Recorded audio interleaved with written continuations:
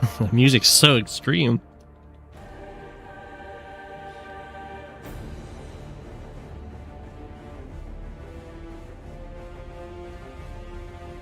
Welcome back.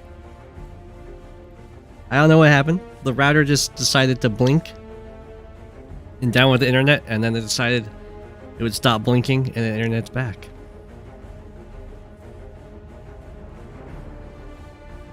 The music is extreme. I don't know how far back you guys were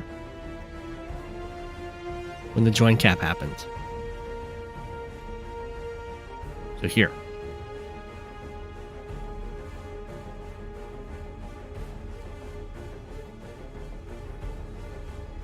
Two videos in one day. There should be one there's one video, and then this is just the same stream.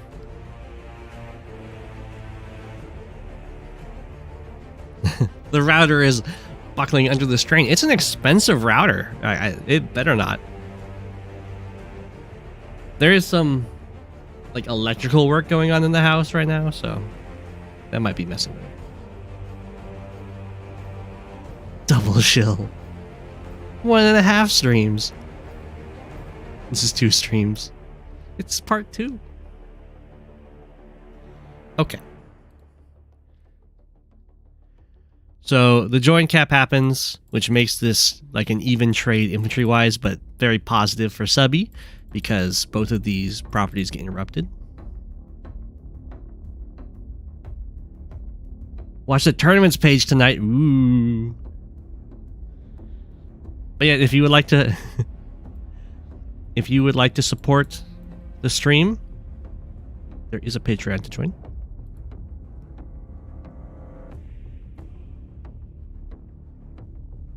And then we have the attack in here with the tank. This is a very weird attack. The general principle of following this up with another tank to trying to cover your own tank is good. And this attack would be kind of fine if there was a unit that could be used to be put on top of this city, so it's not available for this tank first strike. But the problem here is that SubbieI can tank first strike from the city and then follow that up with an artillery and block for it very effectively. So you get a pretty negative trade with this attack. And I'm not quite sure why this 2 health infantry came over here. It looks like it's just a free pickoff for this 7 health infantry.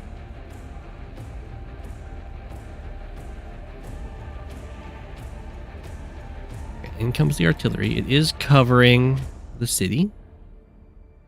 Like so.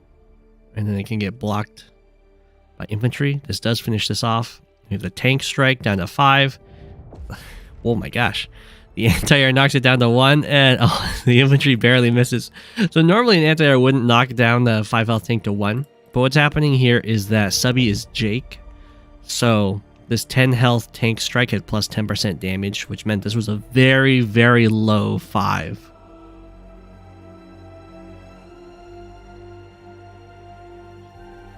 Which is why this got knocked all the way down to 1.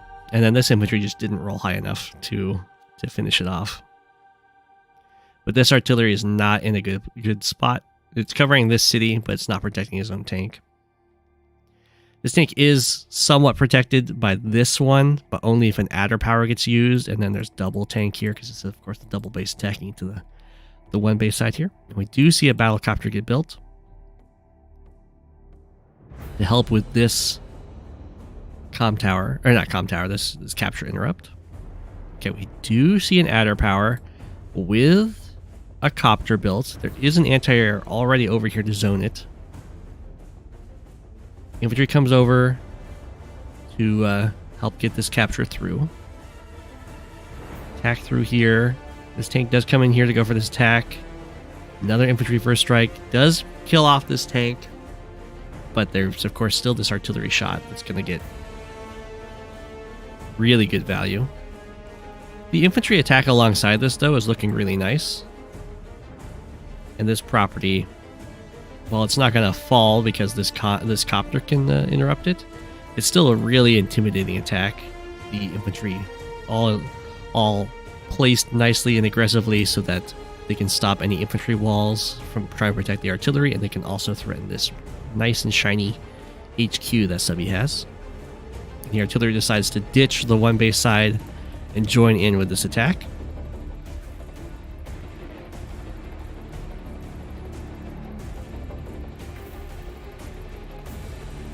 Forcing the power usage, yeah.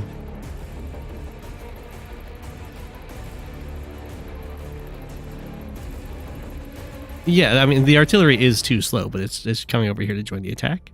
The copter does strike here. Goes for the hit on the city infantry, just trying to make sure that there isn't a full health one around for these captures.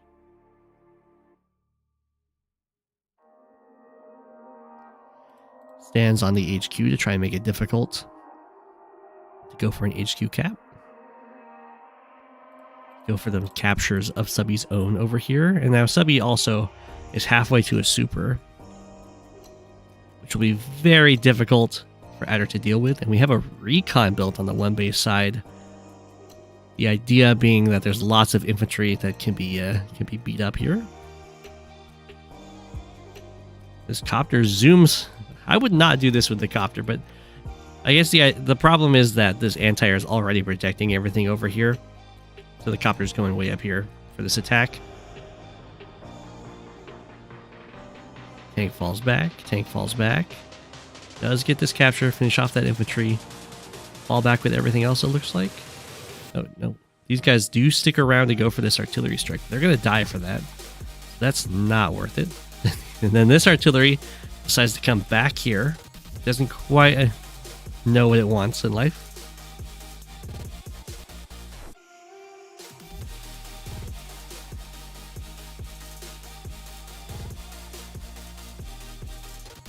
Okay, so the reason I don't like this copter going up here is because it's not helping with this fight over here, and it can also get trapped very...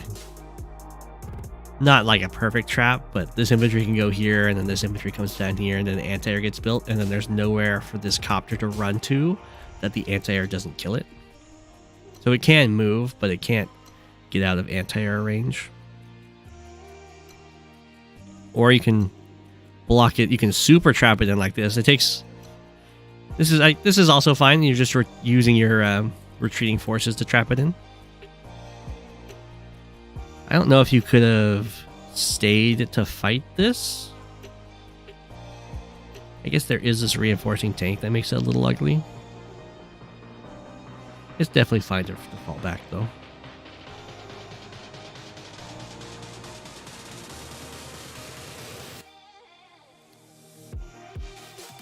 I mean, it's definitely possible to stay and fight this. There's the two tanks. The artillery's not in line yet, in range yet. You can kill off two tanks pretty easily. Maybe get the city. But it's definitely fine to just fall back and build up your forces and come back later.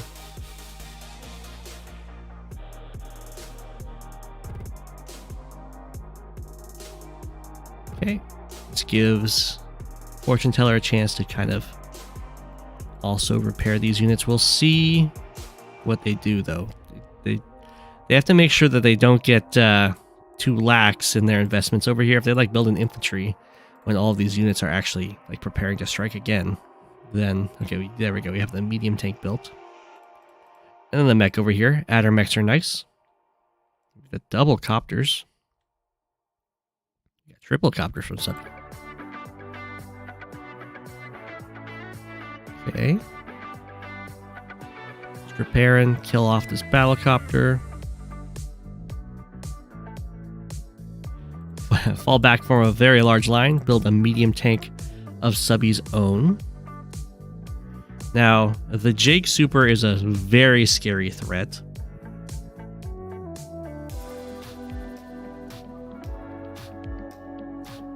There are lots of new players coming in, and some of them are trying Fog for the first time. Will you do beginner guide for Fog on the absolute basics of Fog? I guess I could try doing that. That was part of my tutorial plans.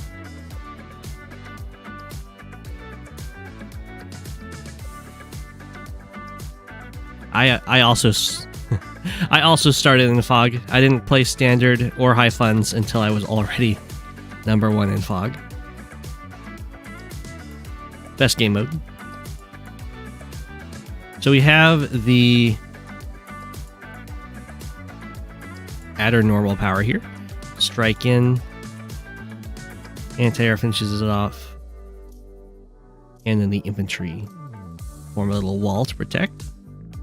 And this is threatening the airport of SubbieI, potentially causing a reaction. Whoa, look at that. Medium tank be lurching forward. We have an anti-air built in response to this copter coming over.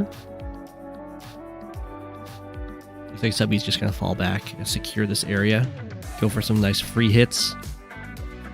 Well, not quite free, I guess, because this did end up losing a hit point for this. But relatively free. Build another copter. Okay. I would like to see more indirects for Jake over the copters, but it's fine. Copters are really good on this map, as there are these mountains to be able to attack from to break walls.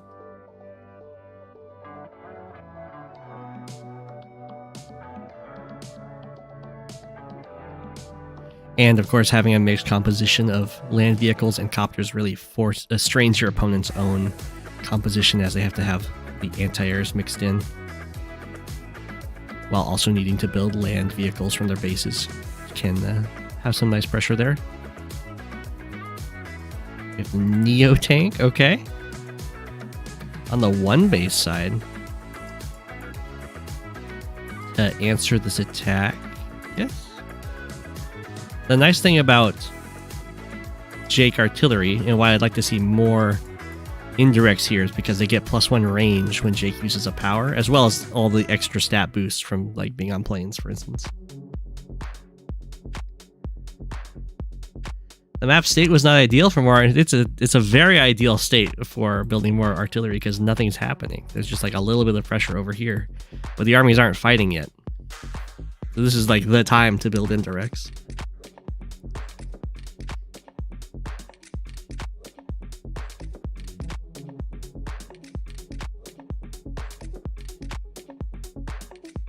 All of the vehicles are away from each other. There's no ongoing brawl.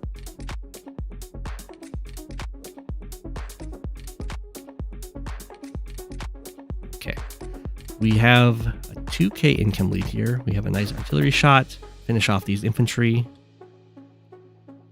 Adder is very far behind in unit value, because that was the end of Adder's turn, and they were behind. Where at the end of your turn, you should be ahead by about half a turn of income. There's vocals on this song.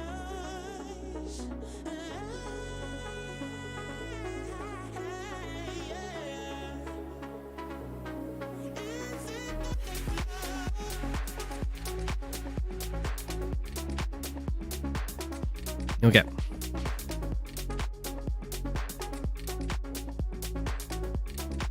So we see SubbieI go down here for both of these captures, and what this is doing is it's starting a fight, because of course Adder doesn't want to lose those infantry.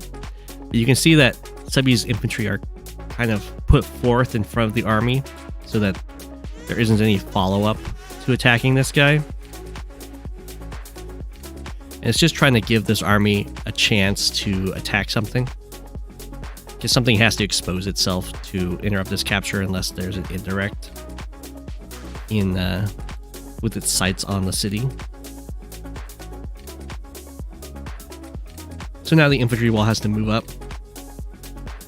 some of which have to not be walled anymore.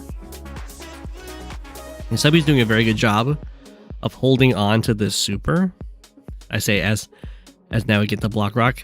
But we saw for multiple turns that SubbieI had the super available, and just kind of waiting for the chance to come in and use it very effectively.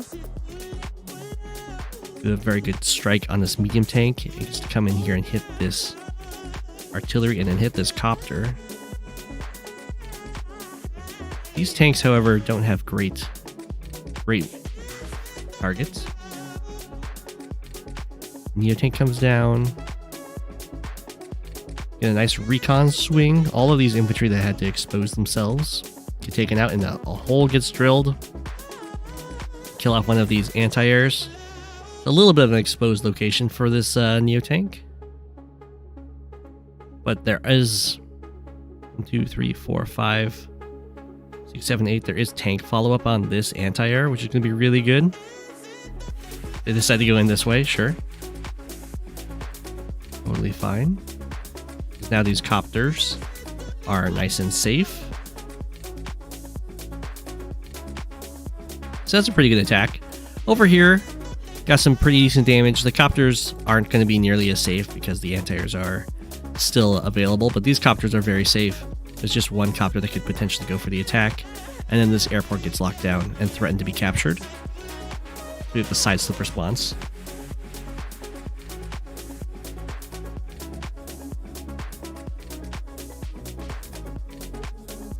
Okay, so this Neo tank will probably die, but that is okay. The mission is kind of achieved in that there's now the air dominance for these copters.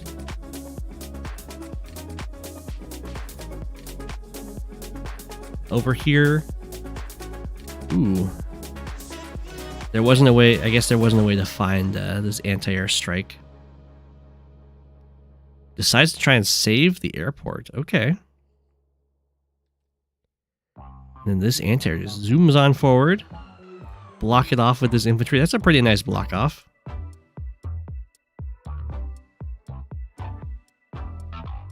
Retreat with the medium tank. There's nothing on this HQ anymore, though. So Subbie can have some very immediate pressure by just going for this HQ cap. Just like going for this airport cap is going to force something to stick around. Take out the copter. Hit the copter. Take out the copter. I assume we're going to go for this HQ cap. Maybe just go for the city cap instead. It's less pressure, but it would be more likely to succeed. Neo tank hit. Take out this injured artillery.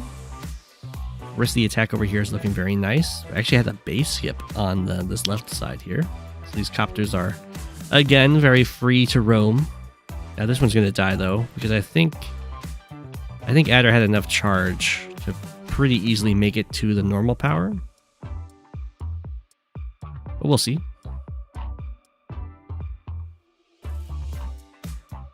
Yeah.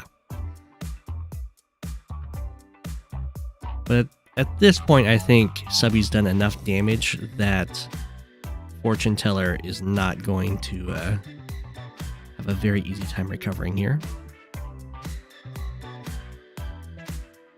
Takes out the tank, takes out that tank. I like that little attack pattern there. Ooh, doesn't go in for the artillery. I would... Whoa. Well, this guy should... 1, 2, 3, 4, 5, 6, 7... Oh, I see. I clicked last turn and the adder power was still active, so it doesn't reach. I see. It was still showing the 7. Okay. Medium tank is forced to hit the infantry on the HQ. And at this point, at the end of Fortune Teller's turn, they're behind by 20k, which is like...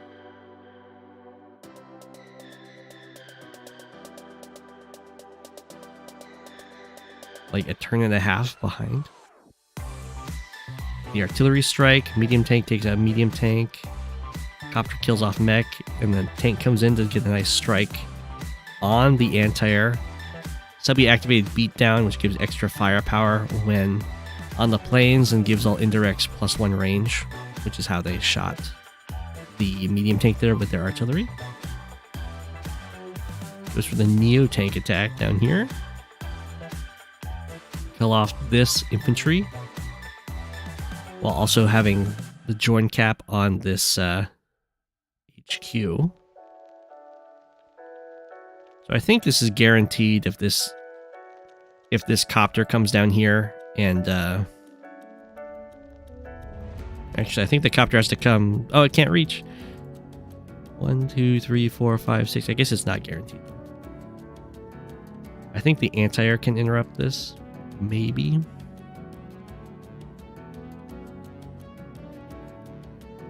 Subby will have the power active. This anti-air didn't even move. It was just chilling. Okay, copter gets built. Tank comes through.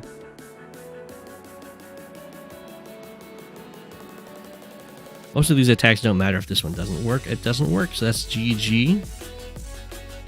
And Fortune Teller has resigned. So a very nice attack from Subby. Really patient with the super, just looking for the opportunity to have a devastating attack and then clinching the game.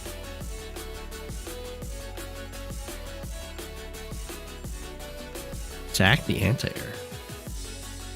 Oh, this guy? Can I even reach? 1, 2, 3, 4, 5, 6. I see. So if Fortune Teller is able to get the normal power. Well played.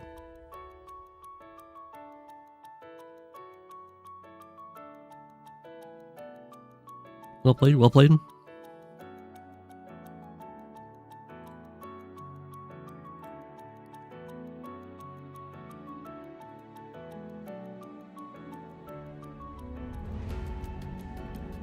Okay, next we have...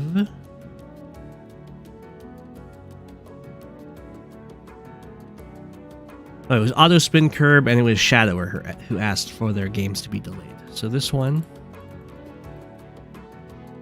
MiniNini versus PunisherIceman. Sonja versus Lash.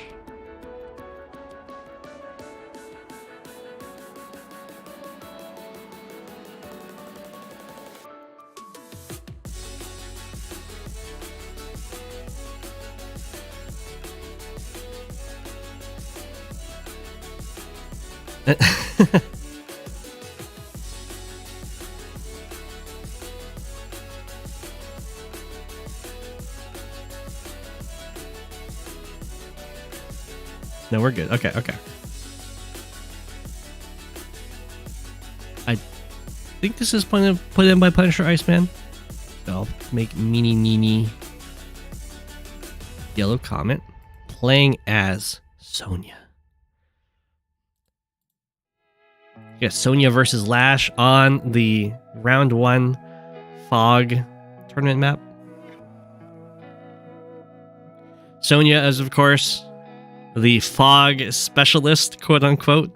Her day-to-day is units get +1 vision range in Fog of War. Ooh, which is very good. And also her hit points are hidden from the opponent. They are just question marks. And her counterattacks do 50% more damage. But then her luck on attacks is -9% to 9%, which means on average, you can expect to get 0 luck bonus, which is absolutely awful. Did I use Sonja when I was my first client? I used Andy. I was an Andy main. That's how I learned the game. I played Andy, and then in Tier 4, I ended up playing Grim because I wanted to learn positioning. And it's very sink or swim with positioning when you're playing Grim.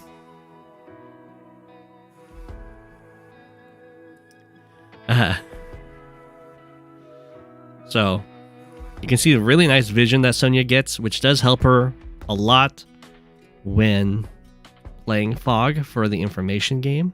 And there's some nice strategies for Sonja, like most COs kind of need to get recons for vision, but Sonja can delay that if she wants to try and just use a stronger fighting force, because her tanks will have 4 vision instead of the 5 of a regular recon. So it's still serviceable. And then, yeah, she does get super recon vision. And when she uses her powers, she can see into the woods, which on this map will be pretty valuable because oftentimes these woods are occupied. I would also have her rather have no luck rather than an unreliable. Sometimes you'll have a little bit of luck. Sometimes you'll have a little bit of bad luck. And the bad luck will mean that you'll miss out on kills that anyone else would get. Even on their minimum luck rolls. You can see how much vision MiniNini gets. Sonja is a tier 3 CO, just like Lash in Fog of War, but she is, unfortunately, like the bottom of tier 3.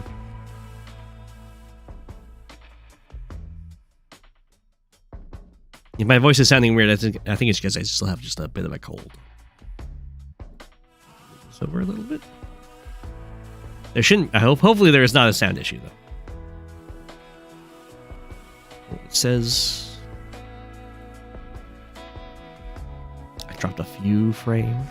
It's okay.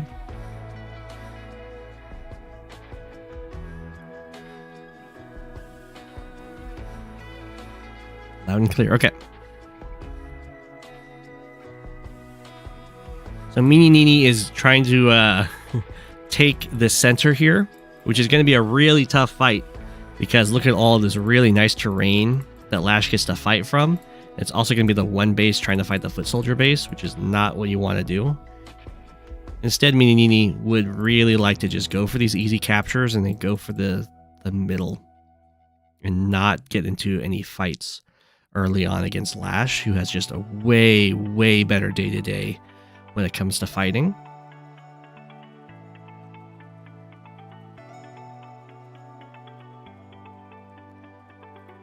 So you might be like, oh, MiniNini is going to get this capture. Early recon, which is good. I would highly recommend this from the one base, as you're fighting a whole bunch of infantry from this foot soldier only base. And it's a foot soldier only base because it's surrounded by mountains and ocean. So if you build a vehicle here, it can't move.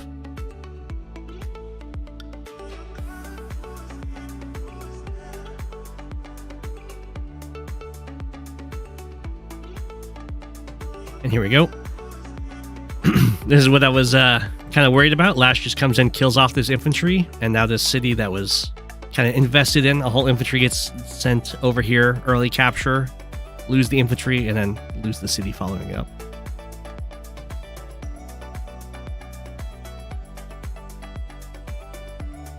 We have the tank built here. MiniNini is going for the airport here, which is very good.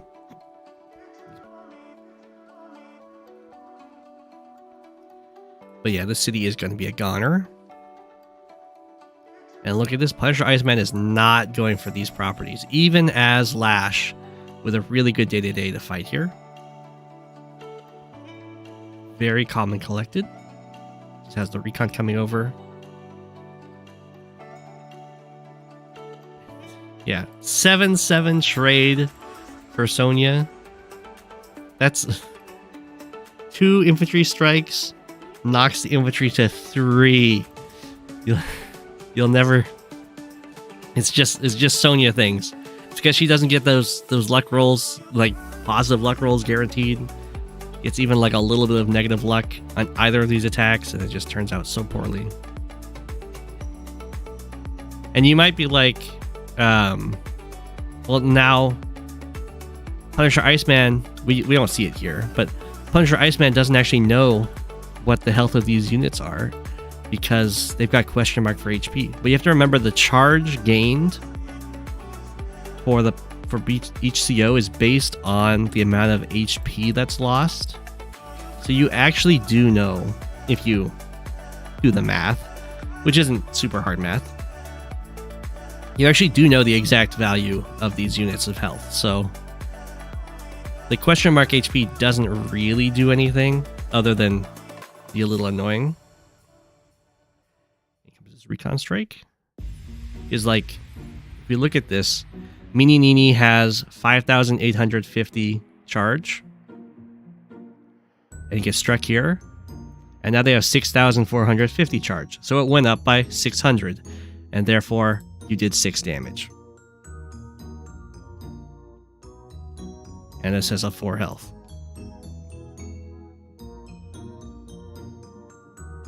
So that's just how the power charge is not hidden. You can also look at your own power charge because you get half of the value that you deal. I know, Mountain Lash hit. And you can see here, these infantry get sent forward and they stop the capture from happening. But now they're going to get killed off. And there's just more and more infantry coming in here from PunisherIceman. And MiniNini is not going to be able to afford to match those infantry numbers. So this capture is never going to happen, and then these captures are also going to fall. Even with the tank coming in. It's just not a great place to invest your resources. A nice artillery positioning here. It's open to being hit by the recon, but the tank and the mech cover, so it's pretty good. We have an artillery from PunisherIceman, which I like a lot as Lash, especially if you can get one comm tower, then you kill this pipe seam in 2 turns from this forest, which is a nice and protected position. Unless Sonja uses the power, and then you can ship the sea into your forest. Finish off that infantry, just go for this capture, bring up the tank, bring up the artillery. This one base side is going to have a heck of a time trying to survive this attack. Recon just falls back. Preserve your unit count as best you can.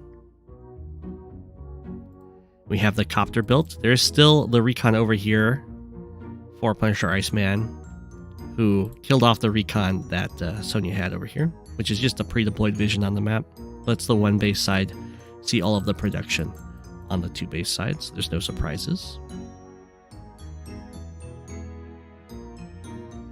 This is more just Sonja stuff. For most COs, you go tank, infantry, you will clear the city. Sonja, of course, is not most COs, and so misses out on that kill.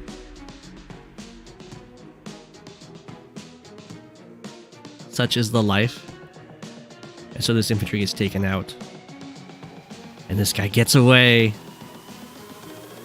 So yeah, in these straight up fights, Lash is very advantaged. We have a nice 8-5 attacking from the city onto an infantry, onto a tank that's on a comm tower. And you can see here that plus 50% firepower counterattack. It really doesn't matter so much.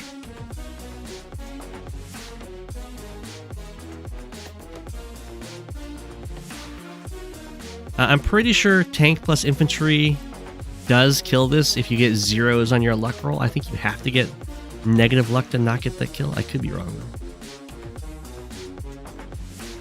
Okay, the comm tower starts being captured by MiniNini. Definitely fall back. You really don't want to get caught fighting in the middle there. The recon's going to go down.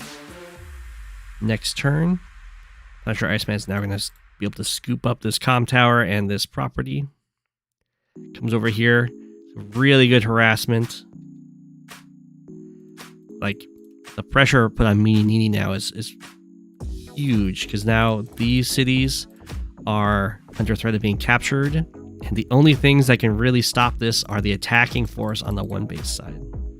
Which will give PunisherIceman some more time to set up a defense. Broke this pipe seam, which is very nice. Now heavy vehicles that get built here can scoop around and fight the main army and potentially go after the indirects that will try to lock down this base.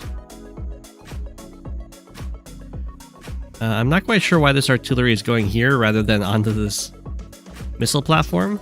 Both are in vision of the infantry on the mountain. And if the artillery is here on the missile platform, it's not only guarding this property, but it's also guarding the comm tower capture.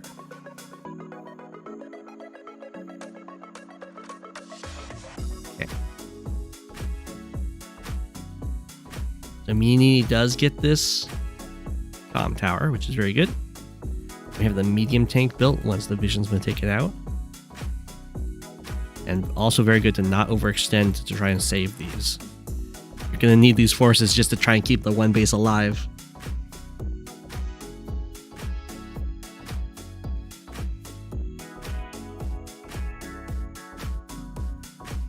Here comes the recon strike, and then the anti-air strike. Take out the infantry on the mountain. Very nice. It's going to cut off a lot of vision. And it goes for this capture, which was used to get vision of the mountain. Otherwise, probably these captures would be the plan. This copter's trying to hide from the vision of Sonja, so it can only move a single step. Be a nice surprise attack is the idea. These guys are guarding the exposed tank on the city. Sonja has like no way of killing this tank, so it's totally fine. Oh. No fear copter attack.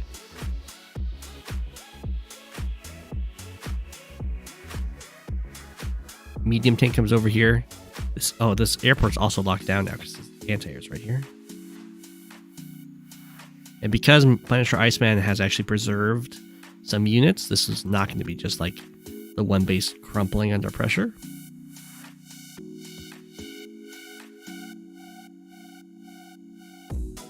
Do the artillery strike. Goes for these backwards captures. Deciding how they want to go about this turn. Spot the tank.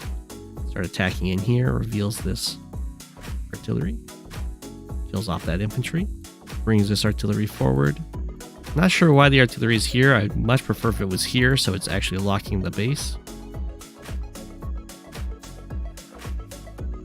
Kill off the copter. Send in the copter. Kill off that infantry. Try and kill off this infantry. I think a tank can do it. 1, 2, 3, 4, 5, 6. I see, but the copter's only possible target is this infantry, so that's why it gets sent there. The tank first strike the mech. Just very good lash damage. The artillery is kind of overloaded. It's got 3 different targets, well 4 technically, that you can go for. Bring the anti-air back so it doesn't get sniped, but it's still in range to lock down this airport. And now MiniNini is under a lot of pressure. Down in income. Took a lot of damage. Almost has the Sonja super, which will allow for some advantageous engagements. Sonja super makes it so she first strikes when she's attacked. And here we go. It also gives her extra vision, and she gets to see into hidden terrain like these forests. But like we said, Sonja does have plus 50. That was a nice kill. Plus 50% extra counterattack damage, but that does not work for her super because her super makes her first strike instead of counterattack. So her opponents that have initiated the engagement are actually the ones that counterattack instead of her.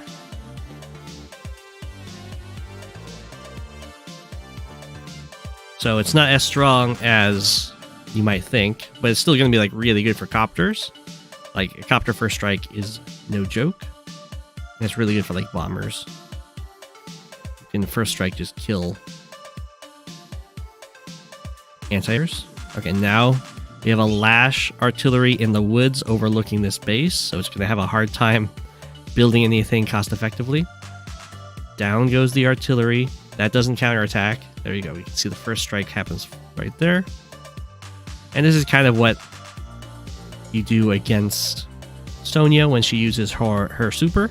You can just make the attacks that either have very nice trades for you or are kind of forced anyway. Here's another artillery. So there's one base size looking really close to falling, where the one for PunisherIceman is looking still very healthy. And we have the Lash super on the way, which will be pretty nasty. Okay, but this property looks like it's going to fall. And we do have some copter first strikes, which are very good. Ooh, doesn't quite get the tank. Goes for the capture. There are 2 anti-airs here, though. So this copter pressure isn't the end of the world for PunisherIceman. I like this. So this is a very so I think what happened here is MiniNini looks at this recon, checks its vision, and then decides, oh, I'll make it look like I'm sending my tank over here to support this attack. There's this little loop here.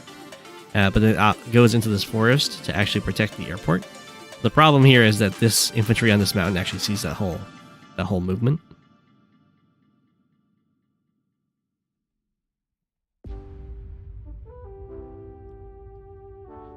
Okay, goes up here. Start supporting this attack against PunisherIceman, who now has the Lash super.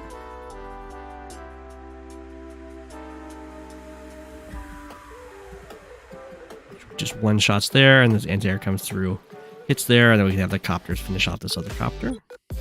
3 health comes back to finish off that guy. Smack. And Smack. This won't get a boost from fighting from the city, of course, because Lash's units do not benefit from their terrain stars when they're air units. So this is a little bit of a misplay by PunisherIceman. Should attack here with this infantry so that this guy can finish off from the shoals. That's okay. And then immediately comes down, checks for this tank, huge smack, go for the infantry. This guy's now setting up to go for the airport capture. Gets the one shot to clear the base. Should probably start capping the base, but decides to go after the infantry instead. Just fine. You kill off this infantry. Tickle the artillery. Probably should come over here and kill off this 1 health infantry instead. Take out this guy. This is looking very strong. And of course, all of the terrain stars for Lash's units are currently doubled, so they're very hard to kill off. As you can see, this artillery strike is only going to do 5 damage, even though this guy's just on planes. The copters, however, do not benefit from the extra terrain stars. They're just normal copters. Ooh, okay, artillery plus anti-air was able to clear that guy off of the base, even though that was a 6. That was a plus 70% defense infantry. 6 from the double terrain stars, plus 10% for just having a power active. But then, yeah, MiniNini resigns. I think that's totally fine. They're pretty much forced to build a mega tank here, and they're still going to end up losing all this stuff, including their airports falling. And the 1 base side for PunisherIceman is still going pretty strong. So GG. Does not know it's a 1 HP infantry. I mean, they probably do know it's a 1 HP infantry if they're just following how the units have been engaging.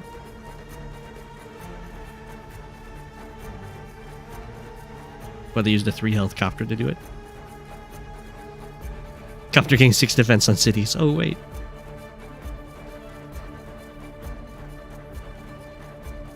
GG. Sonja is by far the hardest CO to play. Because of the bad luck. And we saw multiple instances where kills just didn't happen because of that bad luck. The PunisherIceman did a very nice job, did not overcommit over here, made sure to break this pipe seam, to very nicely stabilize this 1 base side when built up a force and just kind of pushed through here, took these properties, and started pressuring the 1 base side of MiniNini. So very well done.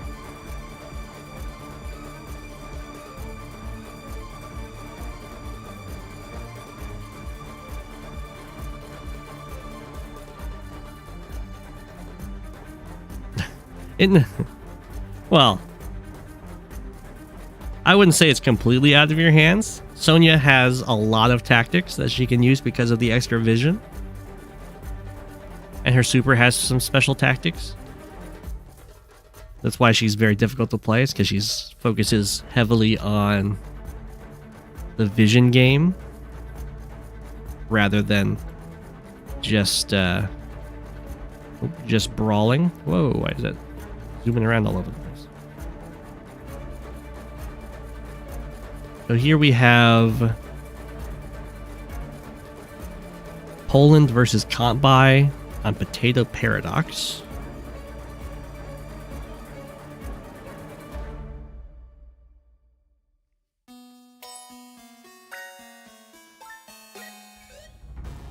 I mean, Sonja is in a tough spot because she's in tier 3, but she's like the weakest of the tier 3 COs. But every time she's put into tier 4, she just dominates. She's definitely tier 3.5.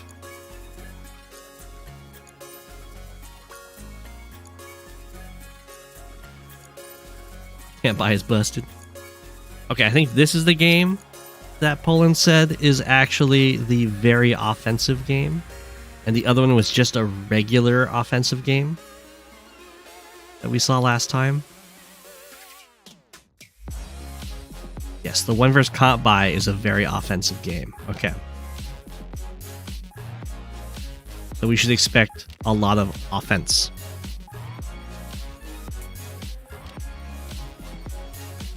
It is a Koal mirror. It is very aggressive by Poland standards. So I like the recon opener on here. For like the one time I played it. My alt, it doesn't look like we're going to see recons here. They're just going for, they're really close captures too. They didn't even go for these more forward captures right away. So Kampai is going to start us off with a tank from the 2-base side, and Poland decides to go for a very early copter. So usually you don't want to go for very early copters because they get zoned out so effectively by anti-airs. But this map does have this mountain range right here that you can very nicely front switch over. So I could see the early copter potentially getting some work done. We will see. And it also, of course, helps by giving you immediate unit count advantage. But here we have our anti-air built to try and zone this copter. We'll see if the copter gets anything done. It's right here on the mountain range, so it's going to hit either front and make it very awkward to defend against with an anti-air. And if the anti-air now goes over here to protect against the copter can now switch directly across this mountain range. It'll just have a very awkward game of cat and mouse. So right now there is an exposed infantry for this copter to strike. And Kampai is getting a fight over here. Poland kind of went for the city very early. Does go for the exposed infantry strike, and also has a nicely blocks one of the tiles that you would use to interrupt this capture. I really like this attack with this tank to stop this capture. It's on a forest, which is pretty good defensive terrain, and it's also covered by another tank. So Kampai's one tank here is not going to be quite enough to win the fight, and it's going to let Poland get some really good economic pressure here. On the flip side, Kampai is also getting some very nice economic pressure. And now this copter is no longer in a position where it can front switch across this mountain range. So the anti-air can effectively zone it here, unless it gets taken out by a tank.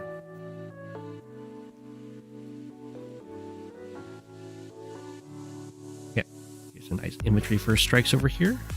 Goes for that kill with the infantry rather than a tank first strike. So this tank just got away with this hit very nicely because there wasn't enough backup for Kampai. He's going to just bide his time. Whoa. Tanks just stay by and go after these infantry. You can see the 1-base side getting stuck in these infantry brawls. It's almost completely out of infantry already. Over here, Poland's doing a little bit better job of preserving these infantry. It also has a very healthy tank count. But Kampai does have an artillery and a similar amount of tank counts. This is very scary to deal with. And Kampai's own copter has now front switched. But Poland is setting themselves up to be really nicely ahead in economy with these double captures. Although Kampai is going for one of Poland's cities, which will be a very big income swing if it happens. Poland says no. These will probably die, which will suddenly make the one base's infantry count really low. A lot of these tanks went in, but they're all going in outside of this artillery range, which is very good. And right now, Kampai is just in defend the comm tower mode. Ooh, we have a front switch happening. It's a very difficult map to front switch through with your land units because you have to go through your opponent's territory. If copter plus tank kills off the tank. Comes the tanks. I assume we're going to take out these infantry as best as Kampai can. Make sure to block the way.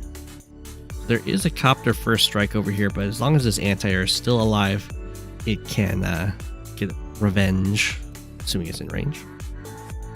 Another tank goes down, another infantry goes down. This is looking very nice for Kampai currently. Assuming that these other units can't easily connect into this fight, it'll be very nice for Kampai. Poland has the normal power available here, but not the super. If the super was available, then a whole bunch of other avenues would open up. I don't think there's an easy way for Poland to get the super. This copter can't just sacrifice itself, because with the super, this copter can reach this copter and hit from the road. The anti-air can go after this infantry, can go after this copter, the tank can go after this tank. There'd be a lot of really strong hits. But it looks like we're just going to go for this copter first strike. Oh.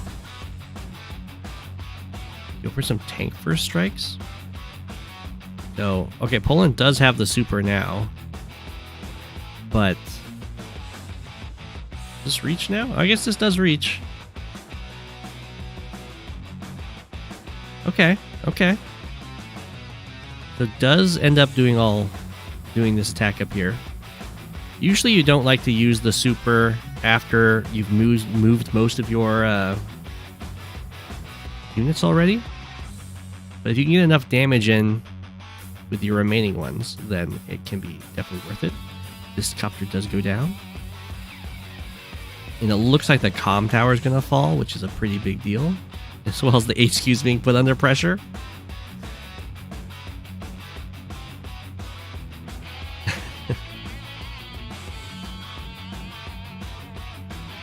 Okay. So Kampai is under a lot of pressure and basically has to trail of woe to try and get some nice compensation. Anti-air does kill a copter. Does get to take out that tank very nicely. Goes for that tank strike, sure. Okay, and then this guy can come over and finish off this tank. That's a lot of good damage. This tank does get trapped in here. Copter strikes 1, 2, 3, 4, 5, 6. That's in anti-air range, which I don't like. If it strikes from here, it's no longer in anti-air range, so I'm not sure what's going on with that. Yeah, that's not... I think Kampai just made a small mistake there and then recognized it. So the comm tower is going to fall to Poland's hands. Kampai did get some pretty nice compensation in army value over here. Lots of nice kills. Yeah, this copter dies. That was a pretty devastating mistake. But it does look like the anti-air is going to die on the following turn. So the one thing I'm worried about for Poland here is that a lot was invested in taking this comm tower, but I'm not sure if it's actually holdable. Because, I mean, the base is right here, so even with double comm tower, it should be pretty easy for Kampai to just kill off these units and then take this back. But the nice thing is, it is double comm tower while Poland is ahead by 4k income.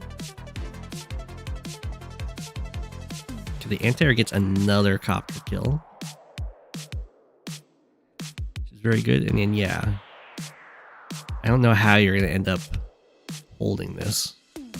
Probably should repair this tank instead of attacking, but it's okay. It's also a fine thing to do. Artillery front switches over here. Kampai starts falling back so these infantry don't just get picked off. Not quite sure why this tank moved up here. It looks, I'm assuming it's to stop Poland's own tank from attacking from the missile platform, but this doesn't work because I guess there's Poland could use the normal power and kill it off with this tank, but also this copter can just strike from the road, and then this tank can strike from the missile platform. Like so.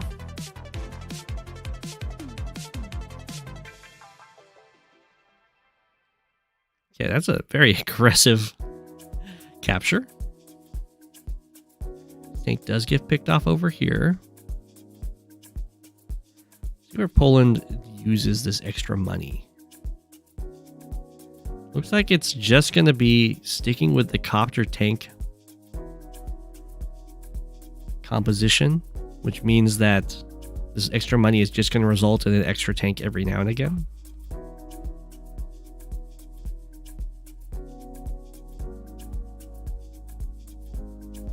Yeah, hitting this anti-air was very important. Building another anti-air was a very good idea for Kampai. This capture was very aggressive, but so far it's looking like it could potentially even work out. This property does get captured, but there is still healthy infantry over here for Poland. Okay. So the income deficit has been shrunk. And now, this is what I was worried about, is that Poland's magnificent comm tower capture is now being put under threat.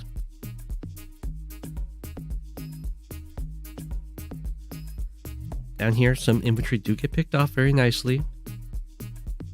This capture does back off. This guy just stays on the comm tower. I thought they might move to threaten this capture, but I guess this guy's already doing that. Okay. Kampai's like, okay, I'm going to take my comm tower back, and if I'm going to move my army into the central position so it can go either direction. Need be. Now, Poland, just behave yourself and let me take my comm tower. Of course, this copter does get a nice road strike here, which is going to break through. Poland is not interested in letting this comm tower get captured. Now, these units are pretty exposed to the majority of Kampai's forces, though. But these units for Kampai are definitely weak for trying to defend these captures. Very low in health. So Poland's getting some nice compensation, but we're going to see some devastation. Kampai attacks on in here. Finishes off that infantry. It's a nice strike over here too. Attacks from the mountain. Zoom. Kills off the infantry to let this copter make it through to go after this tank. Kill off that tank. Kill off that infantry. And then we have double tank strike to kill off this tank. Kill off this infantry. So a very strong attack. Using Koal's normal power. So Poland will have Koal's super available here and will be able to use it to kill off this anti-air and then also start this capture again. So I don't know about sending the anti-air down here. Might have had to just let that city go, despite everything that Kampai probably would like to do.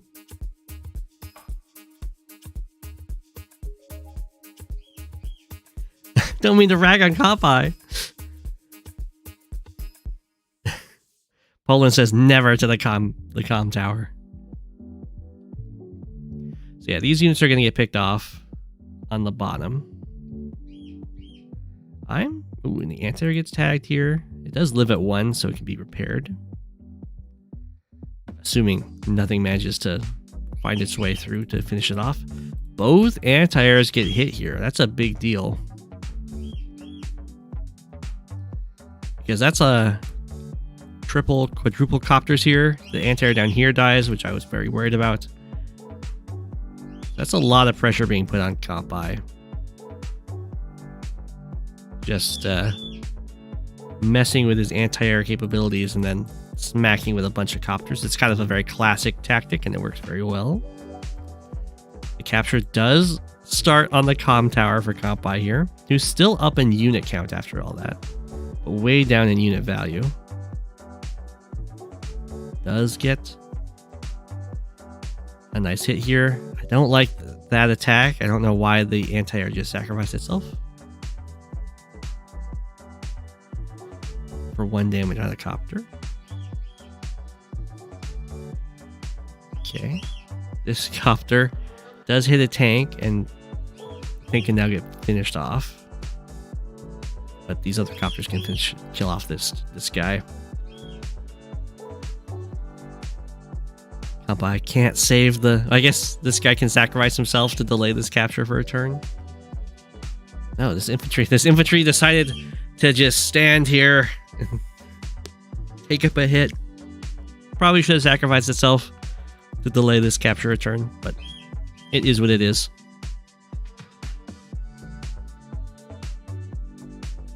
There goes the copter. Poland's still going for the interrupt on the comm tower.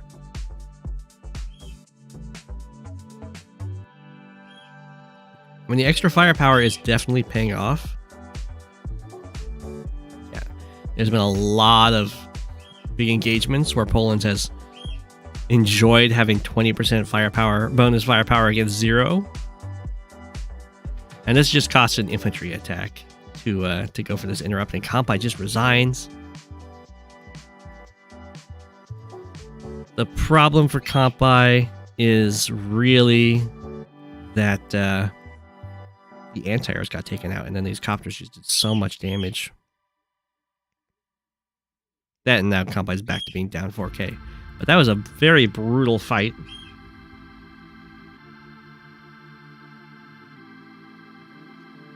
GG. If Kampai hadn't lost the anti-airs, I'm pretty sure this comm tower would go back to his hands, and his just superior standing army might have been able to pull through. But Poland managed to just out-aggression him there. It's very difficult to hold a comm tower that's within base range. GG. Okay, not auto spin curb, not shadower. And next we have Batsumi.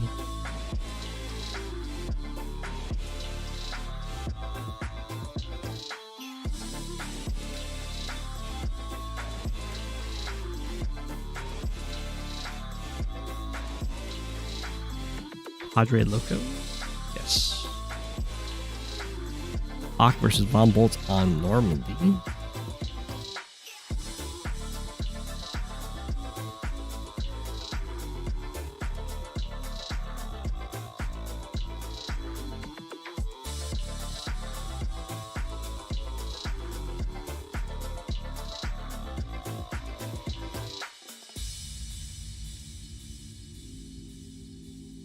Yeah.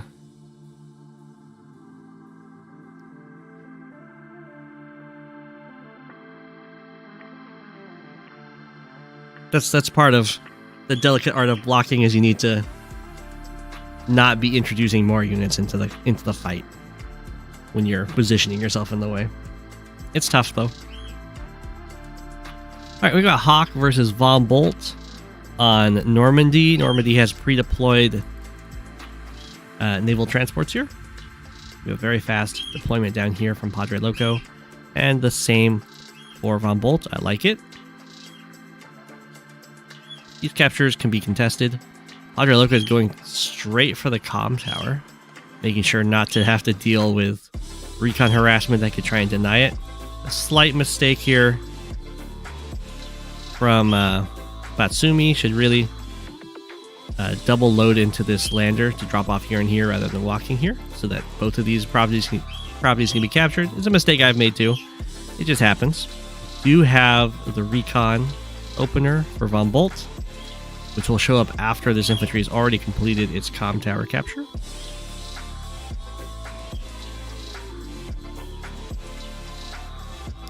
I would say this map is probably going to favor Hawke because it's got really long reinforcement routes and tends to have a very large standing army, so the global damage and the global healing will be very effective. But early on, Von Bolt should be able to bully very effectively thanks to the plus 10% attack and defense versus just plus 10% attack. Both players kind of rushed their comm towers. They don't want to mess with those early recons that are pretty much always built. It goes for this capture, which is going to finish before the recon can interrupt it, but then the recon will be able to take it out, and then one of these infantry will just walk over and take the city from PadreLoco. Okay, we have the tank being built. We'll see which one decides to start going into air first. Recon also runs into the capturing infantry over here. They're kind of doing the exact same thing. Mechs are often deployed into this side through the black boat to try and hold off any recons and tank pressure that might come in over here. This recon should probably attack from the other side so that this guy can't just run away like it just did. Here comes the mech. The mech spams.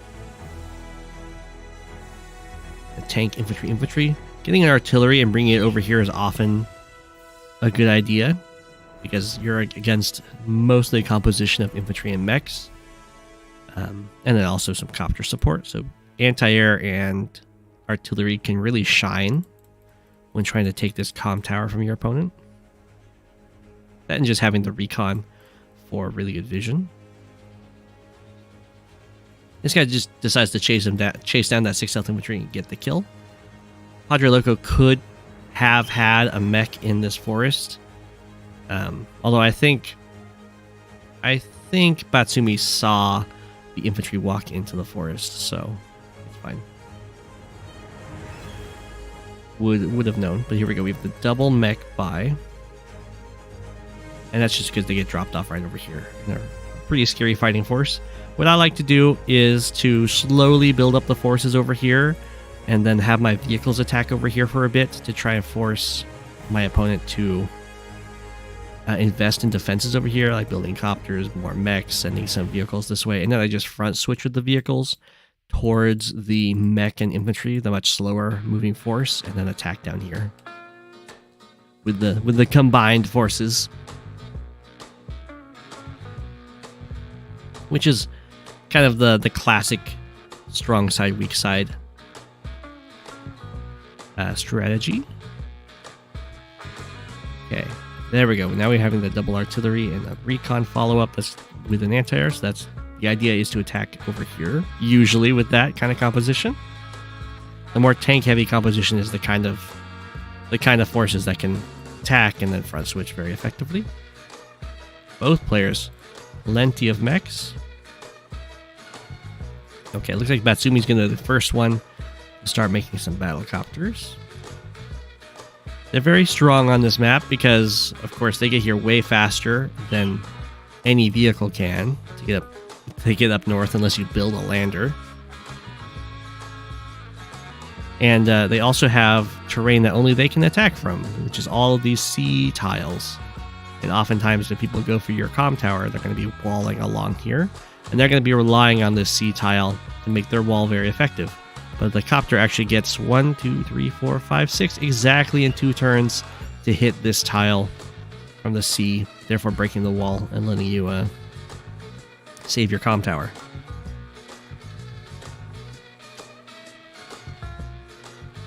Okay, goes for this capture, just puts the tank in front to block against any sort of interrupts.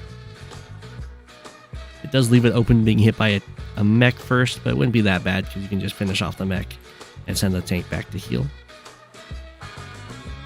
It is a Von Bolt tank, so it won't take too much damage. They'll probably just end up swapping these two cities.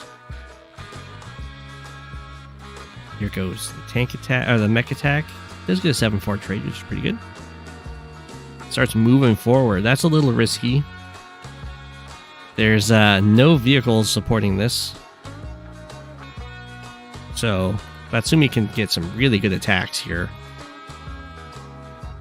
Can even kind of cleave out some of these mechs in the back while the infantry attack. Be very happy with that. Tank falls back. Oh, well, not anymore. The infantry hits the mech while he brings it down to 1. Doesn't kill it. Would have had to use the recon and then a tank follow up, and then the infantry would just smack into this. It's also fine to just... Oh, never mind. I was going to say it's also fine to just wait a bit until the rest of your forces show up. But they do decide to attack into this, but the vehicles are not participating right now, which is going to make this not as good. If this front can trade out infantry with this attacking front, it's going to work out very nicely, because the black boat can very easily reinforce infantry over here, but it's very difficult to reinforce infantry attacking this way. That's a very long walk for them, or they have to take a very long lander ride to get over here. So there's going to be like this pretty decently high number of infantry that came in with the capture phase, but once those are cleared out, it's very hard to replace them. And if you don't have the infantry, you can't go for any of the captures. So usually if you're attacking over here, you want to have the vehicles supporting it so that you don't have all of your infantry just get wiped out. And we have a little mech strike over here. Like if we look at PadreLoco's infantry count here, 1, 2, 3, 4, 5, 6. If these guys die, look at how difficult it is to get infantry over here. Probably it would be having them walk from this side.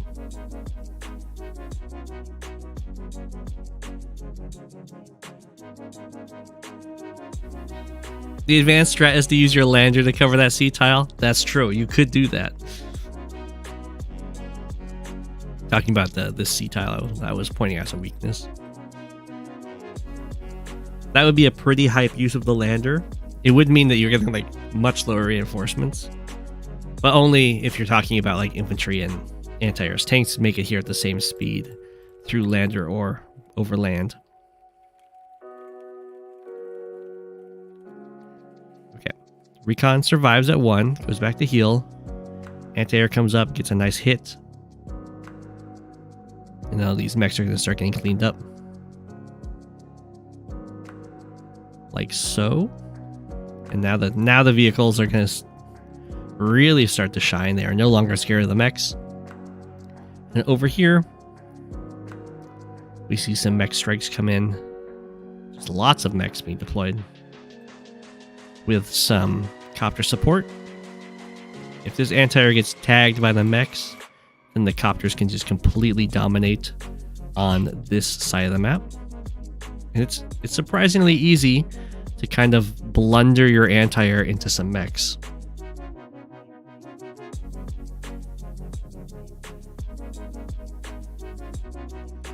Yeah, the important thing to realize is that the artillery / infantry are the only thing accelerated by the lander. That's true. And then also when you come over here, I didn't point out, the lander should not be sitting right here. It should sit right here so that when you build infantry, they can get boosted to here and here. It's just a free boost. You can also do some other boosts for like artillery if you're trying to send them down here. 1, 2, 3, 4, 5. If your lander's right here, you just get a free boost for your artillery.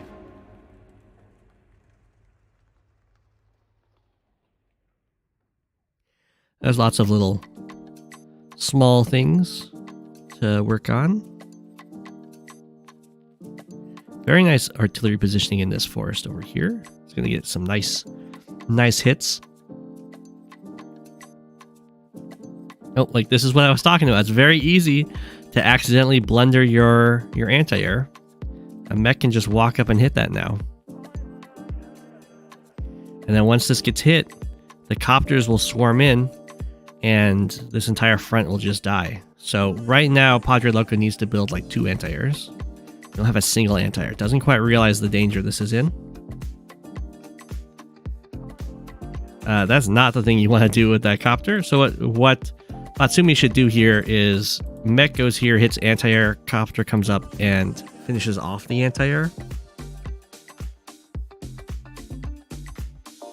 That's okay. Knocking it down to 2 is pretty good. It can now retreat and heal and will still be a threat to the copters, but it'll be a while before it can be a real threat. And then over here, Batsumi has broken through.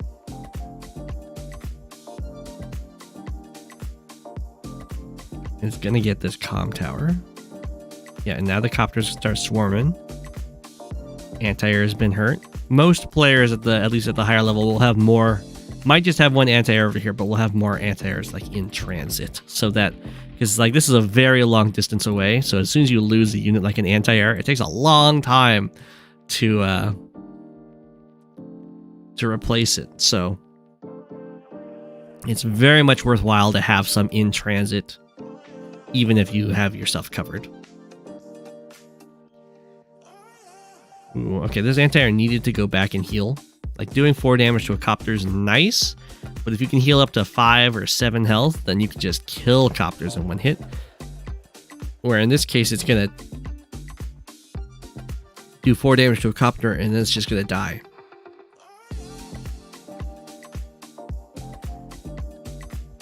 Okay, tanks start swarming over here. We do have an anti-air built.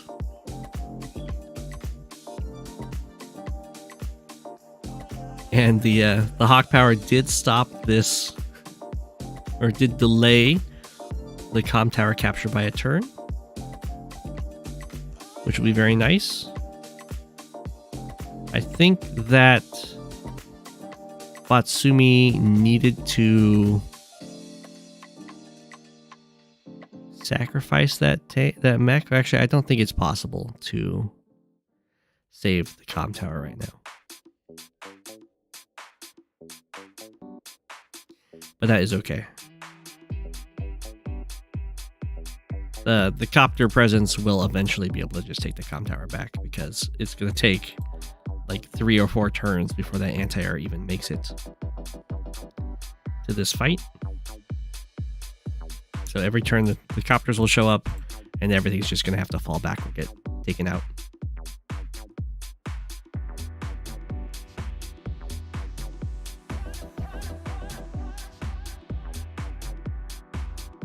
Is this game?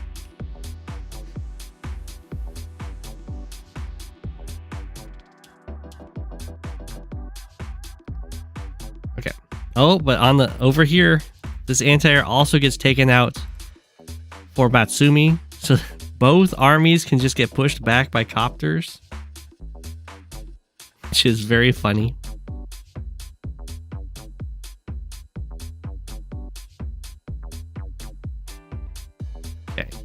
The artillery are getting some really good value. But yeah, the copters can now attack. Start threatening everything. More copters get built. More copters come in. What? No, don't. Do not. I guess that was to get the power. Okay, that was a pretty good super. It does hit both of these copters. Well, if your super hits here, you go in on the other units that were being protected by these guys. You like go kill this tank. Otherwise, the super, like, you're not really going to benefit much from the super. You can also just hold on to it. On-bolt super can be very situational. Okay, Recon tries to finish off the tank. Doesn't quite get it. These guys are fighting, but there's Still a lot of copters. Oh, the anti-air's almost here, though. I see. Very large tank count. Anti-air was en route, so didn't have to spend multiple turns without any sort of anti-air protection. Very good. Okay, so something you should do when you wipe out that anti-air is you need to count the number of turns. Like, just kind of be like, well, it's going to take one turn for them to build the anti-air, and then they have to go here, and then they have to go here, and then they're going to be here. And that's going to be the max amount of time you have, because there's no way they're not going to build an anti-air after you kill it. So if you're reaching the max amount of turns before an anti-air comes back to cover, it is time to back away.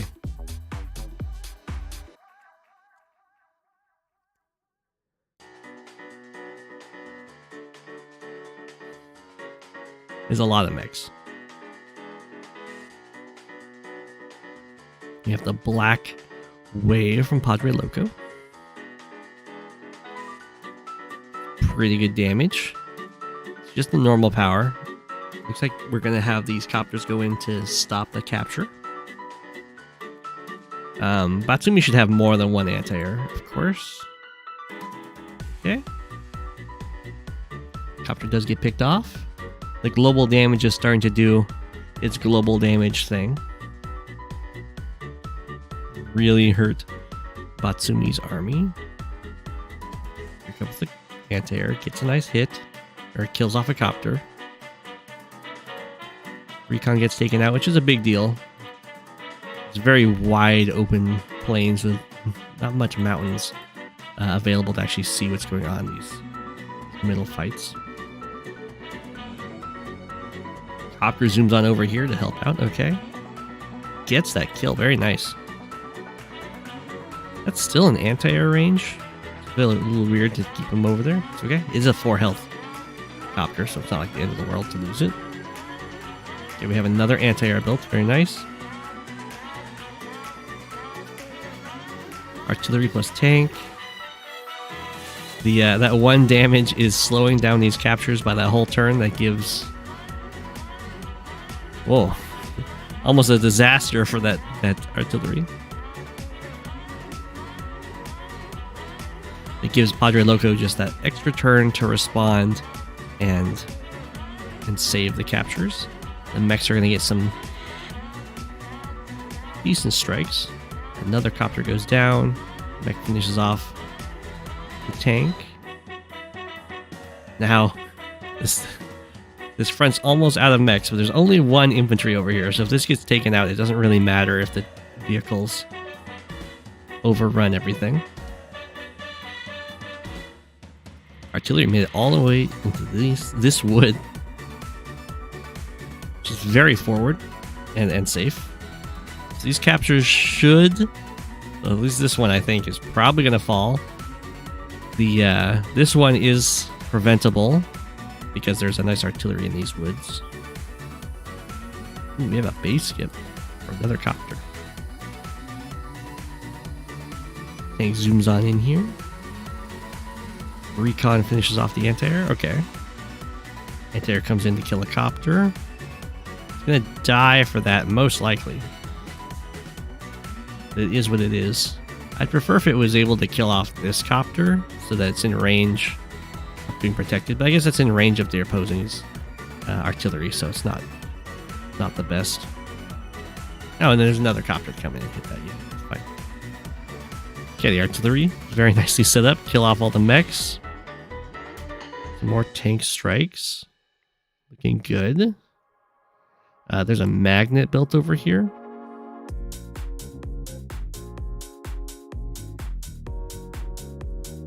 No. There was a magnet built over here, but it wasn't positioned quite well enough. Or I guess this army probably messed with the magnet afterwards. That's very painful. Usually, you don't want to go after the stunned units. You want to go after the units around the stunned ones, like that one. And then you can kill off the stunned ones next turn. after you've killed off their support. This is going to give Hawke another power, though. And Hawke actually has higher unit value somehow, despite being down a lot of units. Just because of how much global damage has happened, I guess. Infantry gets taken out. This city's gonna fall. Oh, we don't see the Hawke normal power. Saving up for the super this time. Okay. Infantry start taking these cities too. Batsumi is looking pretty good. Oh, none of the artillery got to position themselves to shoot the stun stuff. So most of it just ends up living, which is pretty surprising. Sticking with just copter tank for now. PadreLoco is down 4k, which is not an easy amount to come back from. But there are some infantry over here. If they manage to get these captures, that would be very good. Okay, we might see... Ooh, went for the recon hit. Barely survives. Looks like PadreLoco is committed to going for the Black Storm, which does mean that this city is going to fall. Batsumi's up by 6k income.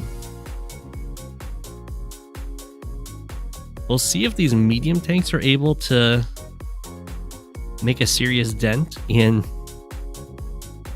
Batsumi's push over here. The triple artillery lockdown on this comm tower. Yeah, the black boat can't drop off. This is complete lockdown.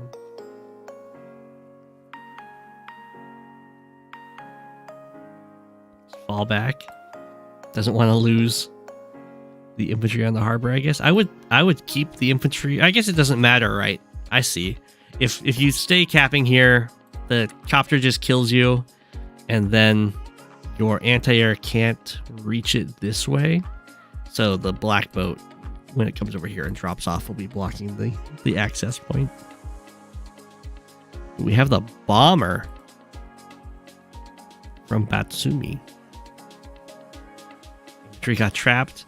The artillery pushing forward over here. We do have the Black Storm. There's a lot of damage. With a 6k income deficit is a lot for just normal fog. Whoop. There goes down. What? Was this actually all hidden? So this mech did not see that a huge line of artillery in range are there? That's very funny. Oh, now checks the vision afterwards. His bomber is uncontested. It can start getting kills.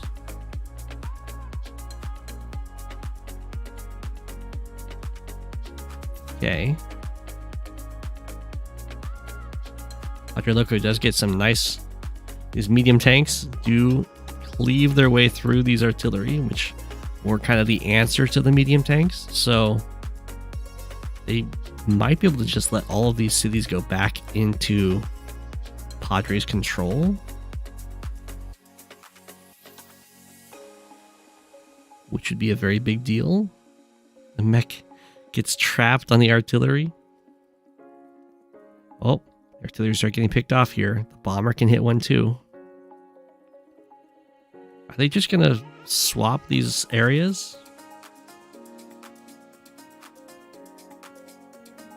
What? Why the... Oh, the bomber should 100% go over here and start killing off artillery. I mean, it's quite the trip to make it over here to go after these medium tanks. I guess you do retreat towards your bomber, so it's not the end of the world.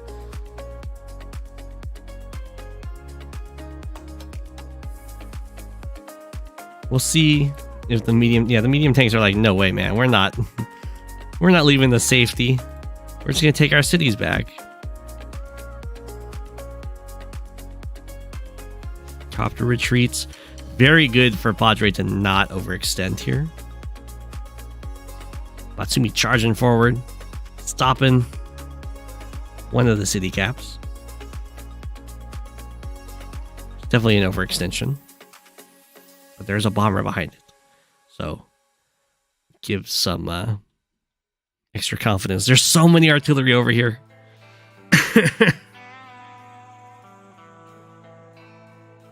Now it's backed up by an anti-air.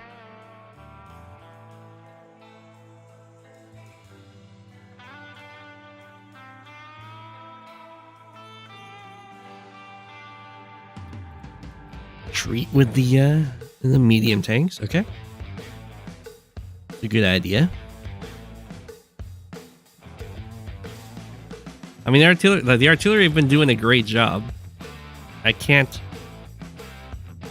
You don't want to do that with your anti-air, by the way, because it's very easy for your opponent to see that anti-air, and ideally, you don't want your opponent to know where your anti-airs are. So there goes one of the medium tanks. The bomber just zooms right on in, takes that out. And then, yeah, there's the anti-air.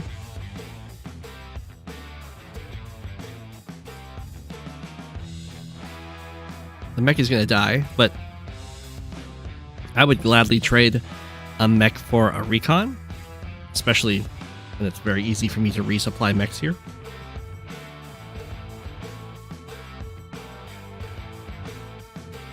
Okay.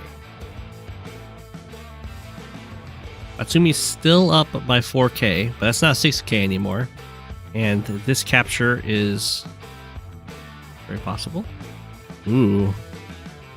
It's both medium tanks. Isn't able to get vision over here. Although it doesn't matter because the bomber can't actually reach.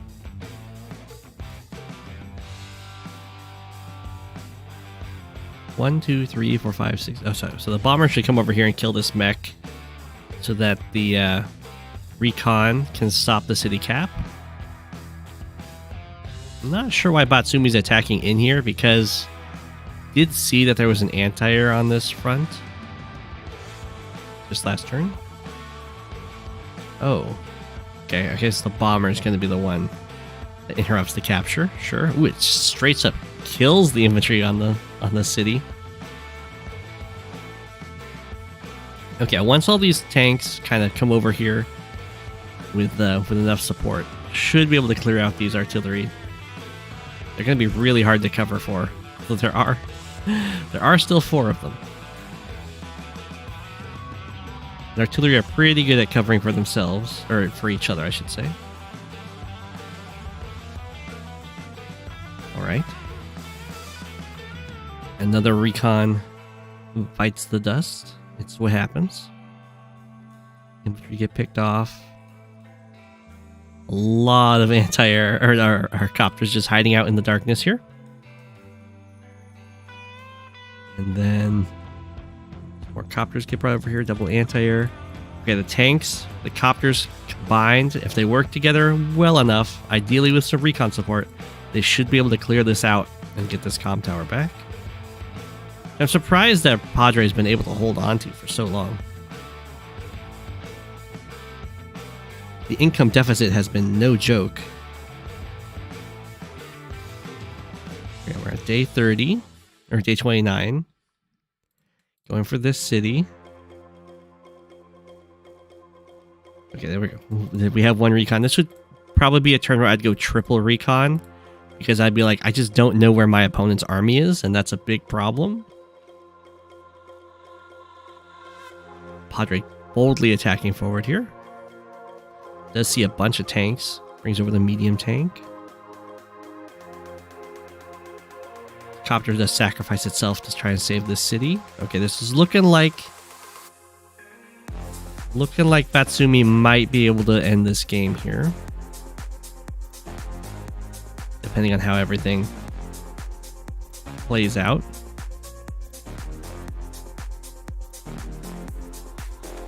Come on over here. Just kill off this infantry. Tank comes in and hits this mech.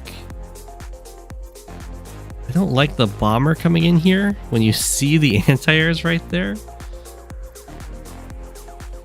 Ideally, you wait with the bomber until... I guess it's running low on fuel. Until you've been able to clear out all of the anti-airs, and then you just kind of win the front. Okay, well, that was a pretty good attack. We're going to see PadreLoco use the Black Storm here. Going to help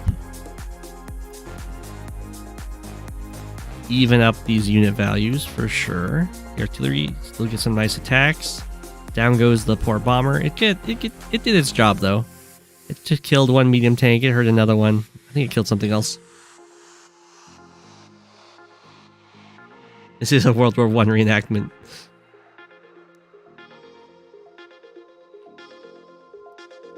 Okay, the artillery pressure is looking pretty good.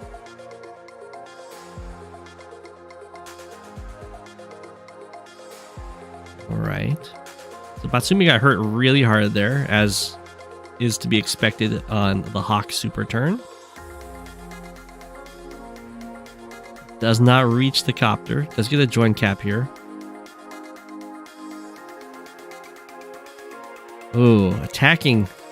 This is where Batsumi really needs to start falling back. Just pick off the infantry and then fall back, because vehicles can't capture. You really don't want to fight with all of your tanks in range of artillery like this.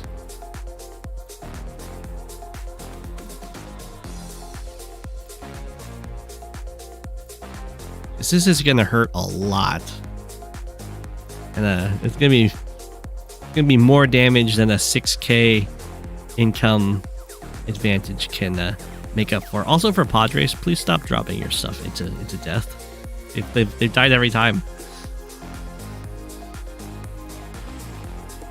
But this is a really good attack. All of these artillery got to fire. And the anti-air is even in the woods here. Very good. Got triple anti-air. Okay, it starts bringing them over to the other side here. Killing off the infantry. Very, very good. We do see the transport copter. Padre has recognized that you do indeed need the infantry with the army if you want to get anything done. Might be going for an HQ cap. Should be pretty spicy. Kills off all of these units. Infantry gets dropped off over here. Safety in the forest. Okay. There's another infantry here. Matsumi does have a Von Bolt super. Also has potential to go for an HQ cap. Kablam. It's a pretty good hit. Takes out the helicopter there.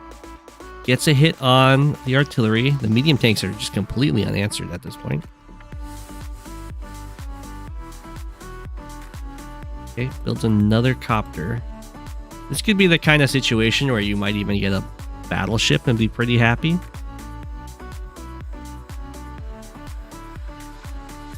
But yeah, these medium tanks have been doing some serious work. Usually you'd see some Neo tanks kind of take care of them, or some artillery. But if they're just up against tanks, then they're going to do great. That performed very well. Another copter is going to go down over here. Kablow.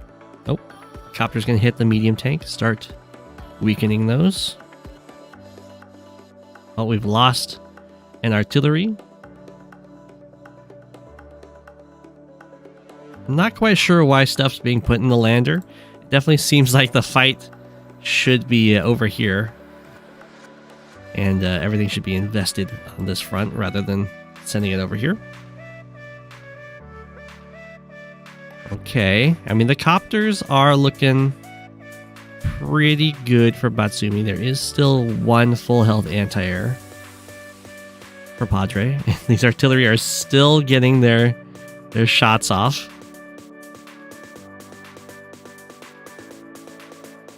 We have the black wave. So it looks like the HQ is not going to get captured. But Batsumi does have an 8k income lead. I mean, global damage is good, but is it 8k good? I don't think so. At least it shouldn't be. It was a very nice... That's a very nice cleanup by Padre, though. That killed off all of the attackers.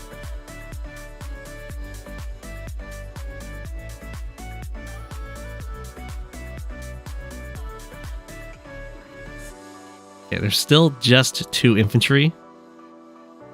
The transport copter has not been able to go back and collect some more.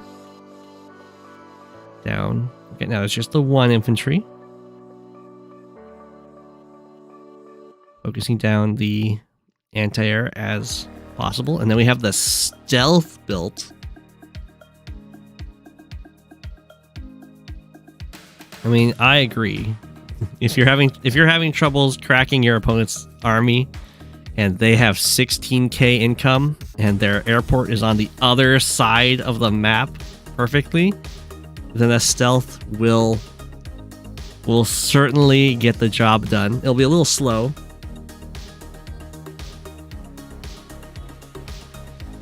But it will be able to fight the entire army on its own. Yeah, Batsumi kind of keeps charging forward and dying.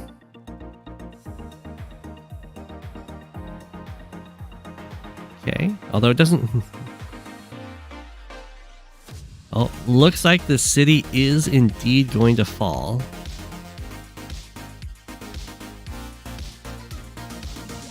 Oh.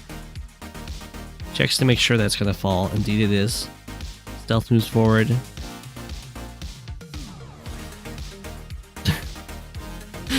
We have the black boat built over here, which I think is very cheeky. Making sure this harbor is just not going to get taken. Another recon gets picked off. Decide to switch out the anti-airs. I mean, if Batsumi wanted to, they could just spam stealths, I think, and get away with it.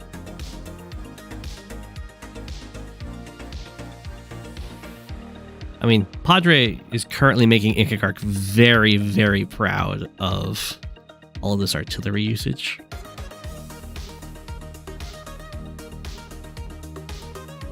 Okay. Medium tank. Oh no, the medium tank! And artillery has finally found it. This medium tank is also going to get taken out by this stealth. Kaplow. Stealths have a very weird damage formula. They don't one-shot tanks, but they do a ton of damage to medium tanks and neo tanks. Oh, both medium tanks have now fallen. And this black boat is going to be able to continually refuel this this stealth. Looks like Batsumi is content with just leaving with just a single stealth. But yeah, you can see this is not a very easy thing for Padre to answer. I'm doing a really good job with these 2-hit KOs though with the tanks. It has to completely retreat because of the stealth. Although, it's a very nice retreat because it's a retreat into just clearing out Batsumi's force that was holding down this area. Ooh. Stealth does get that kill. Copter comes over here too. Although now there's a slight mistake here. And that mistake is that this should happen first and refuel the stealth before it goes over here.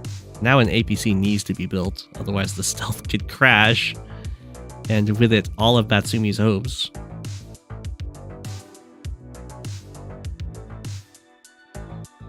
Because, I mean, unless the stealth manages to make it all the way over to this black boat, it's it's not going to get much done. Okay. Padre's in position to get some of this money back.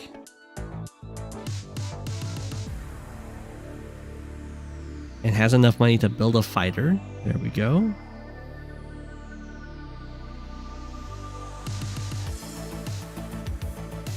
Copter comes over here. Does finish off this infantry. These cities are going to fall soon. Oh no. Okay. Gonna go down to 12.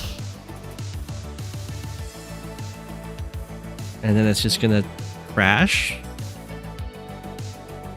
I think that is now a dead stealth. Or no, it could move back and then unstealth. And then it'll be... Oh, it's not gonna... It can't make it to the black boat. So the stealth is now dead, which is unfortunate because it was doing some serious work. Padre doesn't know that the stealth is dead.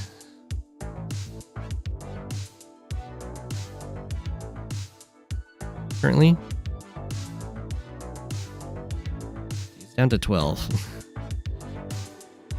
It can move here, which would bring it down to 6, and then it could unstealth, and then it will drain 5 and be at 1, and then it just can't quite make it into range of the black boat.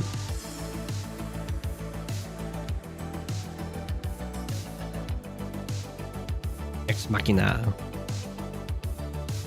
Does hit down here. Erupts.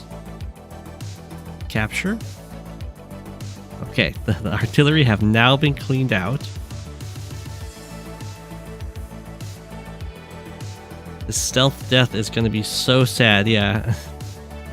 Dives forward, kills off a tank. It's sitting here, exactly 8 fuel.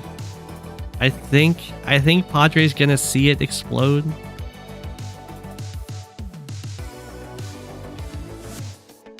If the stealth had been refueled, I think it would have been the turning point here to close out the game. Although I guess, where's that fighter? It was way over here.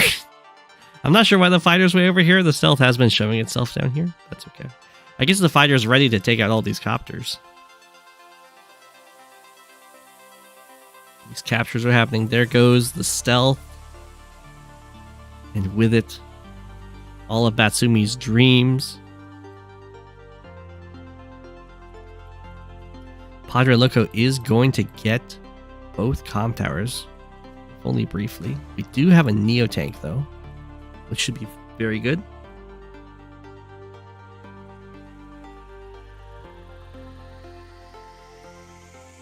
There is an infantry hiding out in this black boat.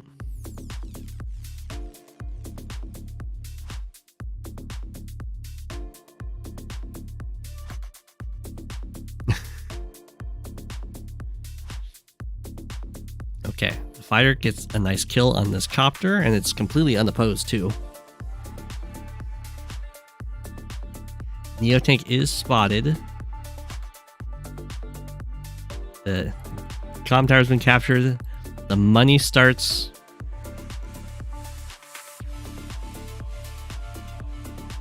going back into PadreLoco's favor. Somehow managed to hold on.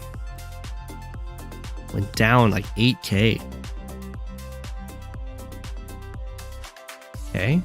Neo tank doesn't want to dive in here. I mean, it wants to because it's a Neo tank, but it shouldn't dive in here. The artillery would shoot it. Nice black storm. Doing a ton of damage as it do. And also delays all of these captures.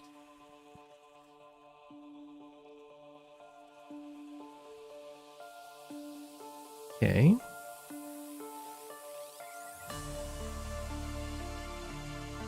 And this happened, the movement of this artillery happened in the dead of night. The Neo tank decides to attack now. It is in range of the artillery, but we do have a nice copter dive in on it.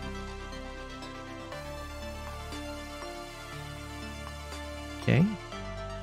Infantry getting killed off. Another property is going to fall, which will actually put them even in income for the first time in forever. Tank gets the hit over here.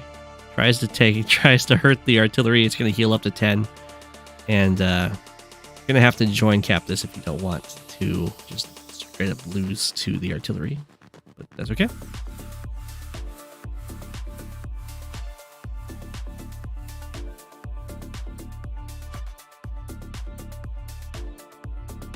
More artillery coming out. I mean, they've been working very nicely for Padre. We have a medium tank. The economy has equalized, but it looks like Batsumi has stabilized this bottom left section, so no more money should start dribbling out over there. In fact, even going back to try and take some of these properties. Does have to fall back. The artillery was able to stop the comm tower capture. So Padre's doing pretty well. A much better position than where they were before. The black boat's still chilling, making sure this black boat has definitely paid for itself. There's 60 more turns to go. Oh my gosh. You want to build a sub and submerge it on the port?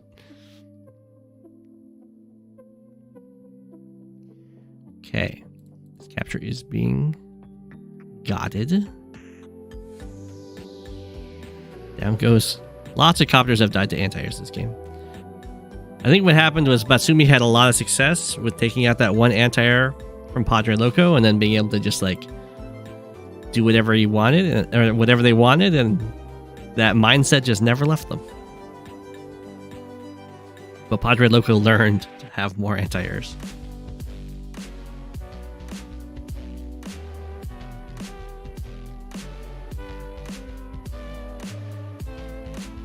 Oh no. Uh-oh. This black boat is now gonna get taken out by the artillery. Some very nice kills over here. And the tank gets nice pick off the tank. These tanks are very exposed sitting on the shoals, but they did take out a recon, so that is good. Comm tower could potentially fall. Anti-air comes in, takes out the copter. The tank does come over here. We'll get one-shotted by a Neo tank. We'll see if that artillery stays to shoot the black boat, or if it moves down to try and protect the tank. This fighter's just chilling. Oh. Do we see this shot? No, it comes down. Okay, the black boat survives.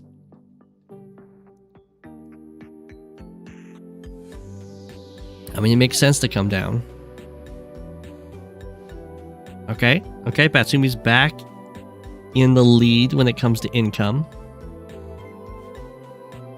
Does get the hit on this anti-air, unfortunately in the range of the artillery, but it is what it is.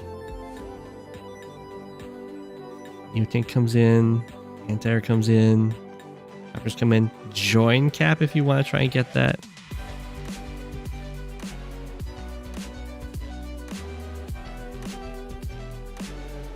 We'll see. Lots of artillery coming out for Batsumi. Thinking, oh, there's the join cap. Okay, we'll see if that works. The artillery can fire on it, and then the copter could hit it to try and stop it.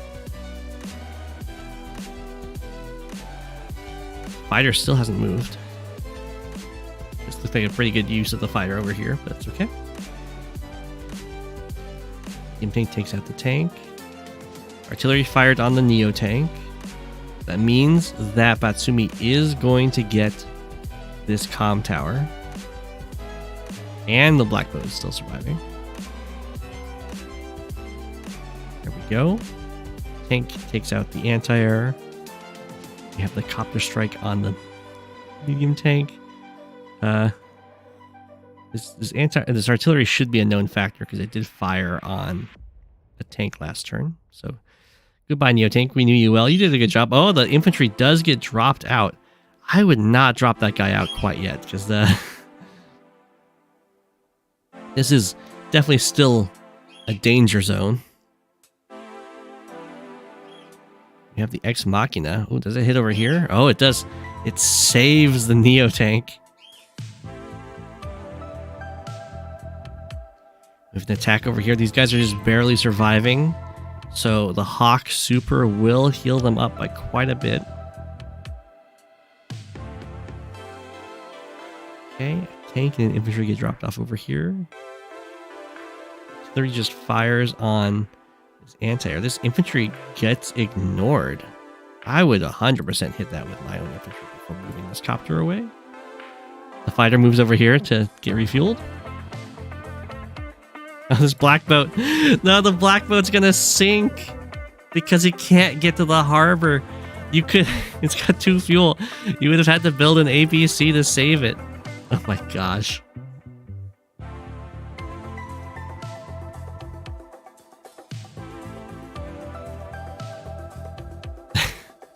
It's too late now.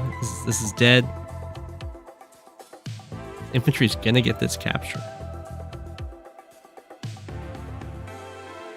Okay, this is looking pretty good for Batsumi. Definitely turning this around.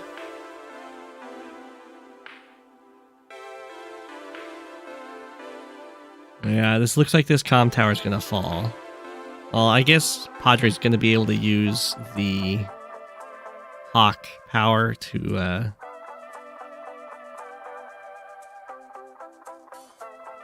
delay it. Looks like this copter got trapped there. But yeah. Neo Tank runs, just doesn't super retreat. Should probably retreat a little further than that. Okay.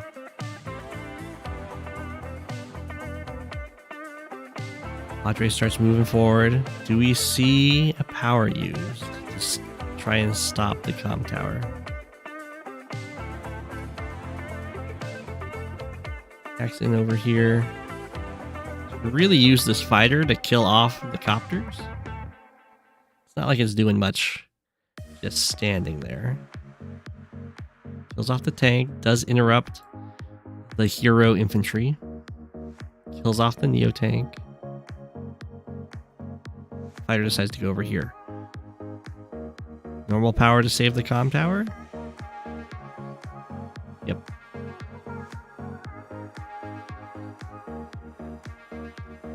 Okay. Matsumi's turn. Goes with capture. Bring some more infantry over here. Anti-air kills off a copter. We have the join cap. Try and get in the way and then block. Alright. Artillery strike, infantry strike.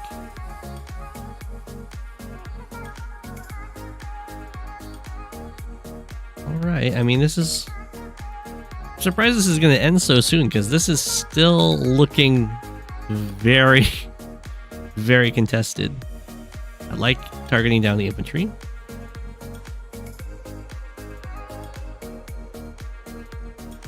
Artillery shot. And the infantry that was hiding out in the black boat gets taken out. Copter's taken out. Medium tank goes to heal. Do not stop this capture. So the comm tower is going to fall. That might be what Padre would resign over. Batsumi's going to get this and then kill off this infantry. Or maybe it's the fighter getting hit. I don't know. Fighter gets hit. Down to 3. It's just a lot of charge for Hawke, really. He's slowly healed up by all those supers. This black boat is gone.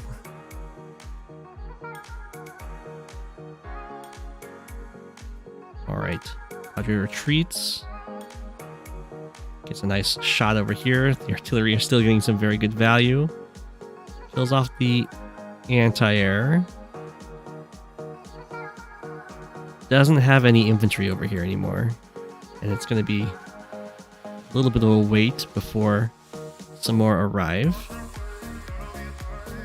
And we have artillery over here for Batsumi, who has had lots of experience suffering artillery fire.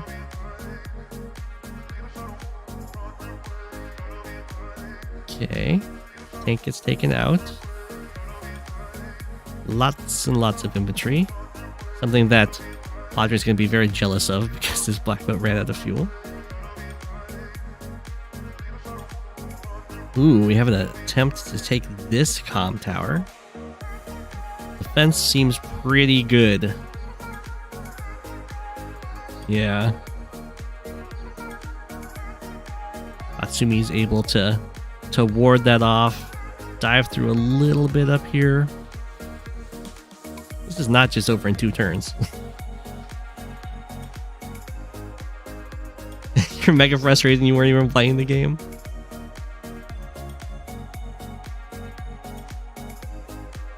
Okay. It looks like Batsumi's got this in the bag. Both comm towers up 2k. Up 2k is nothing compared to being up 8k, but it's still nice. And especially having this black boat gone means that there's no fast reinforcements for infantry over here. And the transfer copter gets built.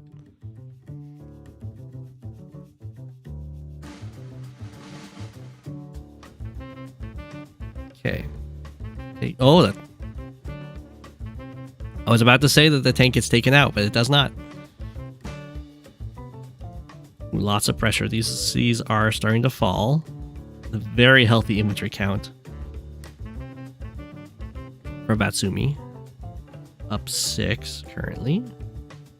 Doesn't overextend into this. Padre attacks. Starts shooting at this black boat again. Does stop that capture. The fighter comes back to get some more vision.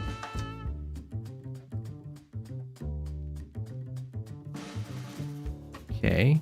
Does also stop that capture. Starts diving in over here. Diving in over here while attacking over here might not work out the best, though. So, Batsumi has a very nice turn here. Lots of really easy kills. Probably wouldn't have used my copters to kill that copter because I'd be eyeing that medium tank with my copters, but that's okay. It does kill off the fighter. Could potentially build a stealth next turn now that the fighter's gone. A lot of nice hits here. Does give Padre another super, as is the way of global damage. We have a double artillery, so here we go. We have the super. Padre is down a lot, though.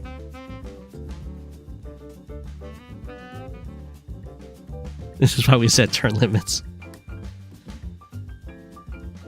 Anti-air comes in, hits copter, just staying and fighting with what's visible. The city might fall.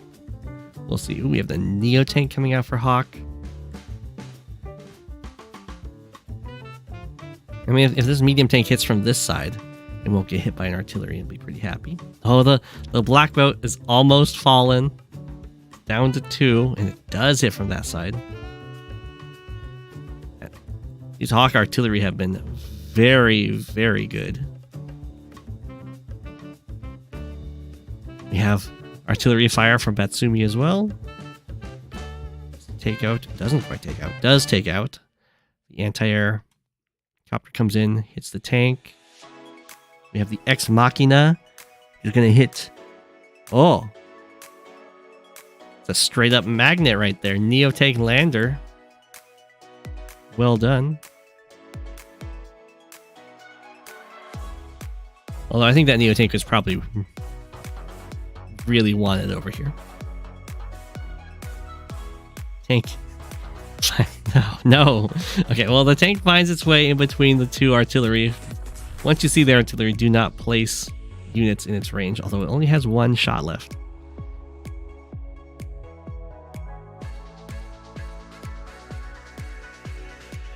Okay. No, it happened. Black boat down. I thought maybe Batsumi would just move the black boat off and build another one, but it's not the case. This harbor will fall back into Padre's hands, and that would equalize the economy, except the city's going to fall. Okay.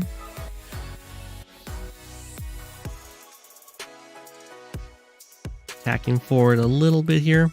Has the artillery behind the city here. Picking off the weakened units is a good idea. Otherwise they'll just heal. Another just sneaky Padre artillery is going to get some really good value though. Matsumi is going to have nightmares about all of these artillery.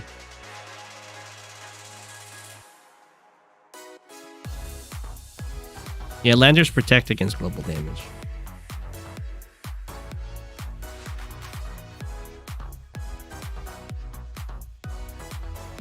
Okay.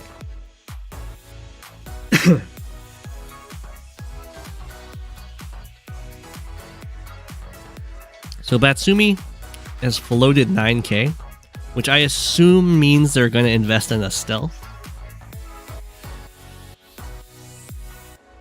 But it could potentially be Mega Tank with base skips.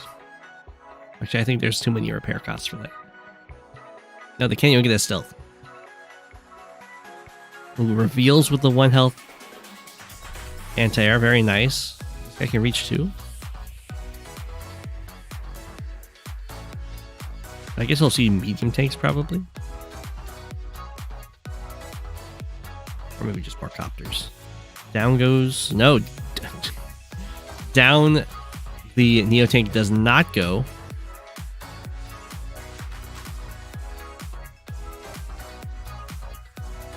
Some copters and tanks. Kills off this tank instead. This capture's saved by the artillery placement. Oh. It's like deja vu. We've got quad artillery over here.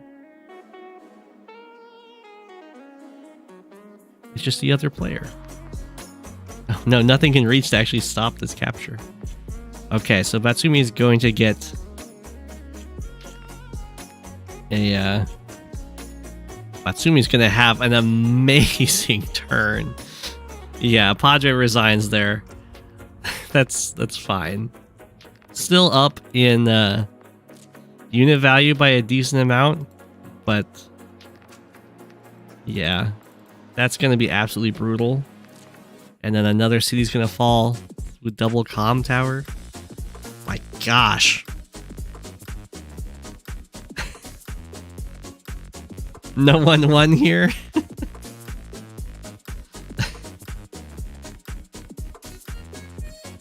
I thought they had some good plays. You definitely get an appreciation for the artillery. No one wins. The one thing I think, the biggest thing I think both players should work on is fuel. Losing the stealth is really bad. Letting your black boat die over here is really bad. But it's an easy thing to overlook. Okay. That's a total of 4 hours between the two streams there. I hope you guys enjoyed this one. The next stream is going to be starting off with... Actually, it's going to be starting off with games that were put off. But the next one in the list after this one is the wild-looking Civilization one. Civilization Revolution. So that will be happening next stream. should be an adventure. Yeah, and Shadowwear and Auto Spin Curve will be happening. So,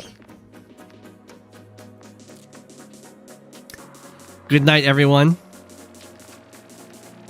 And there is an April 1st stream as well. That's at early in the morning on Saturday for me, 9 a.m. And it should be fun. So, good night, everyone. Have a good one. Enjoy your apple.